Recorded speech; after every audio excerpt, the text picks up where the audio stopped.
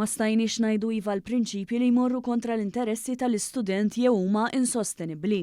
Għalet dan is-segretarju permanenti fih dan l-Uffiċċju tal-Prim Ministru li tmexxi wkoll id-Dipartiment ta' Relazzjonijiet Industrijali Dr. Joyce Kassar waqt il-programm Vjewva fuq ix-Xandir Nazzjonali.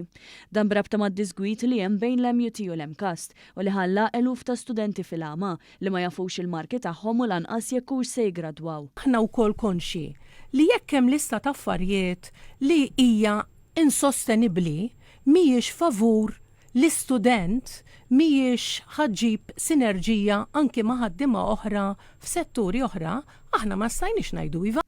Hawnhekk Kassar tkellmet kif dawn id-diskussjonijiet imorru lil hinn mill-finanzi, hekk kif il-pakkett finanzjarju ma jirriflettix biss iż-żieda fil-paga.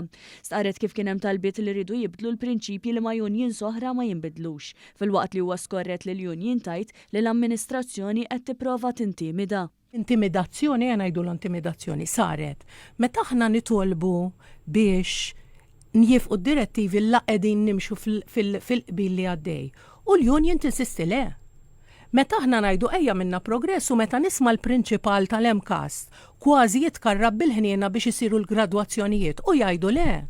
Meta jedduna f'kamra diħa ngħidha għax li saret u għandi xhieda li saret, meta xi ħadd jibda jeddet isma' toqgħodux tinsistu li le għax il-protesti jistgħu jkomplu u taf xiġri mill-protesti. Kassar semmit kif bħala amministrazzjoni huma għamlu ftehimiet li jkopru eluf ta' persuni u setturi. Iżda l-Unjon in kwestjoni telqet mill-Kamra meta ngħatat lista ta' affarijiet li ma jistgħux jikkonċedu għalihom.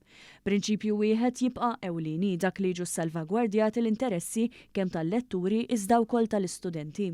Fost il-prinċipji li talbet l-MUT hemm 400 euro għal kull student li ma jgħaddix minn xi eżami, ħidma remota għal ħaddiema li xogħolhom jirrikjedi kuntatt mal-istudenti b'din l-allokazzjoni tinġema' minn ġimgħa l-oħra u li persuni li jassistu lill-istudenti jkunu jistgħu jidħlu għax-xogħol fis-6 ta' filgħodu.